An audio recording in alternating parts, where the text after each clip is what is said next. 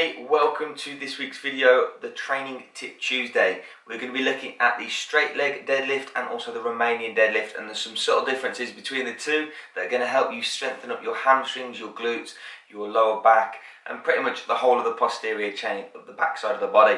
So we're going to get over to the gym and I will be doing a voiceover to talk about the content and also what to be looking out for, and I'll see you at the end.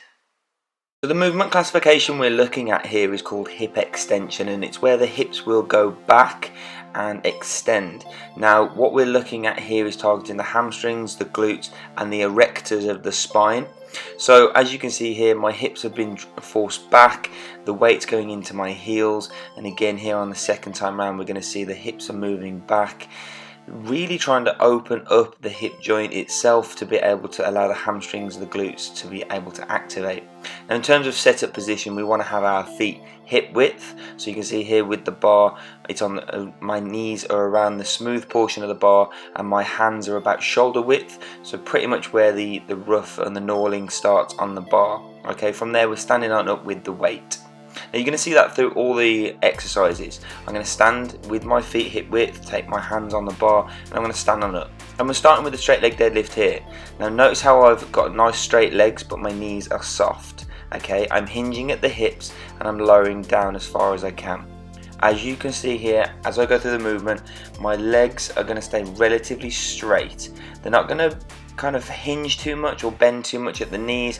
My back is taking some of the tension, and you can see how I'm very upright with the legs. My thigh from the knee up to the hip is very much straight in line with the calf itself. Okay, so from the ankle to the knee it's pretty much straight, and from the knee to the hip it's still straight as well, and this is where the stiff leg deadlift comes into effect.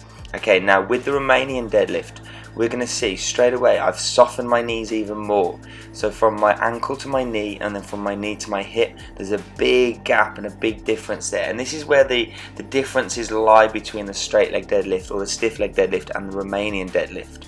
Okay, we're really driving the hips a lot further back, we're making sure that the back is parallel to the floor, but that difference in the angle at the knees is a lot greater, and that's just basically going to apply a lot more tension through the hamstrings and the glutes than a straight leg deadlift. Okay, now the biggest common causes or issues I see in the gym is people performing the straight leg deadlift or the Romanian deadlift too fast, and this clip isn't sped up, this is normal speed, and this is what we're seeing.